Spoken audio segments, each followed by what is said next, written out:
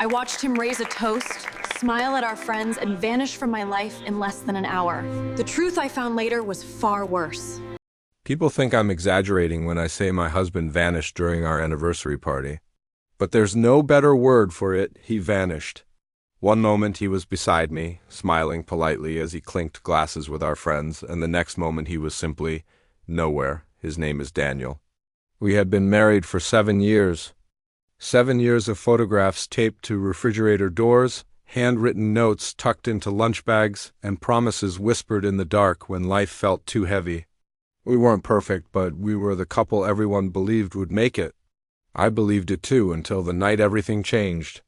The party took place in a beautifully decorated event hall. Soft fairy lights were strung like stars across the ceiling, flowers were arranged in glass vases, and a faint hum of music drifted through the room. I wore a navy blue dress Daniel had bought me the year before. He used to joke that it made me look like the night sky right before a storm. I always laughed when he said things like that. Now the memory just feels like a bruise. Around 8 o'clock, he lifted his glass and gave a short toast. His voice was warm, steady, comforting, so familiar it hurt. To the woman who still makes me nervous when she walks into a room, he said. Everyone cheered. Lavra, my best friend, squeezed my hand and whispered that I was lucky. I smiled because I thought I was. But half an hour later, the space beside me was empty. I scanned the crowd, assuming he had stepped away to greet someone or grab a drink. Another 10 minutes passed, then 15. I started to feel a small, cold knot forming in my stomach. I checked the hallway, the restroom, even the back exit. Nothing, then I saw it.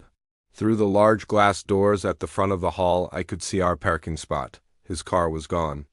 Just as that realization hit me, my phone buzzed in my hand. One message. One sentence that tore my world in half. Don't look for me. I'm sorry. Everything around me, the laughter, the music, the clinking glasses, blurred into a distant, muffled noise. I stood there, staring at my phone, reading the message over and over until the words no longer looked like words. There was no fight. No warning, just silence where a marriage used to be. The next morning, his phone was off. I checked our bank accounts, no activity on his cards. I scrolled through his social media, no new posts, nothing. It was as if he had just slipped out of his life and into some dark corner of the world where no one could follow. But the part that shattered me the most wasn't what happened after he left it, as was what I discovered he'd done before leaving. Daniel had requested a leave of absence from his job. Weeks earlier, quietly, carefully, without a trace of panic or uncertainty. He had cleaned out almost all of our joint bank account, leaving just enough money for me to get by. Not to suffer, not to panic, just enough to survive without him. This wasn't an abandonment born out of anger. It was an abandonment planned out of fear. I spent days just sitting in our living room, watching the shadows move across the walls as the sun rose and fell. Every knock at the door made my heart leap. Every unknown number on my phone screen made me hope. People told me to forget him, to accept he was gone, to start over. But how do you start over when your life ends without any punctuation? It felt like reading a book where the last chapter was just ripped out. 2 weeks later, I found the envelope. It was hidden beneath the bottom drawer of Daniel's desk, sealed shut, my name written in his familiar, elegant handwriting. My hands trembled as I tore it open. Inside was a letter.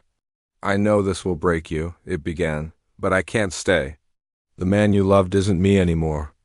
I'm tired of pretending I'm whole.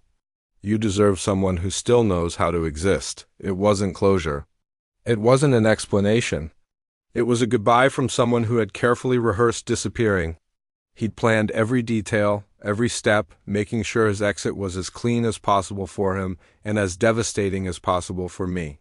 The silence that followed was deafening. I thought that letter was the end of it, the final, cruel period on our story. But I was wrong. The worst was yet to come. A month after he vanished, a package arrived in the mail, a small, brown cardboard box. There was no return address. My name was written on the front in a blocky, unfamiliar style, a style Daniel always tried to imitate when he was labeling things for storage, trying to make his handwriting less recognizable.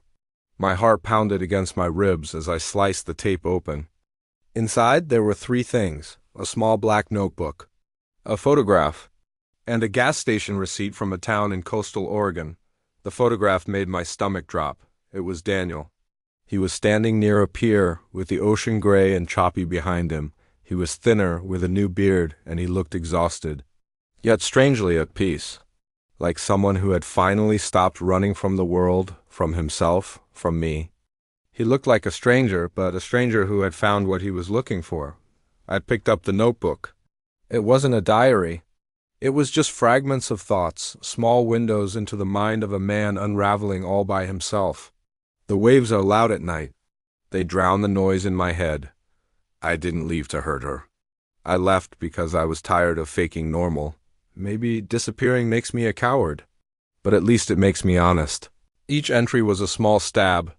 He was writing about his new life, his new freedom, while I was trapped in the wreckage of the life he'd destroyed. But one line, near the end of the notebook, cut deeper than all the rest.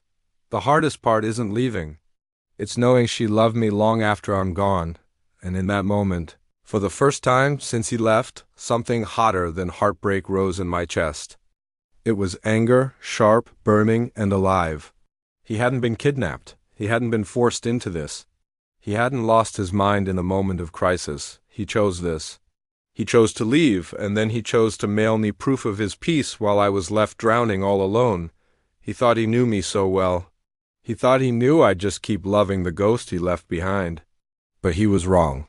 He didn't just leave a wife. He left a witness. And this witness wasn't going to just sit by and mourn. Reading his words, seeing his peaceful face, it didn't break me. It did the opposite. It gave me a reason to get up. It gave me a purpose. I looked at the gas station receipt from Oregon. I looked at the picture of him on the pier.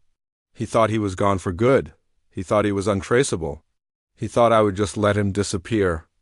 But he didn't count on one thing. He didn't count on me finding him, and I will find him, not to beg him to come back. Not to cry, but to look him in the eye and show him exactly what he created when he decided to vanish. He wanted to be a ghost? Fine, but he's about to find out that some ghosts get haunted back. My search for Daniel starts now, and I'm taking you all with me. Make sure you subscribe, because this story is far from over.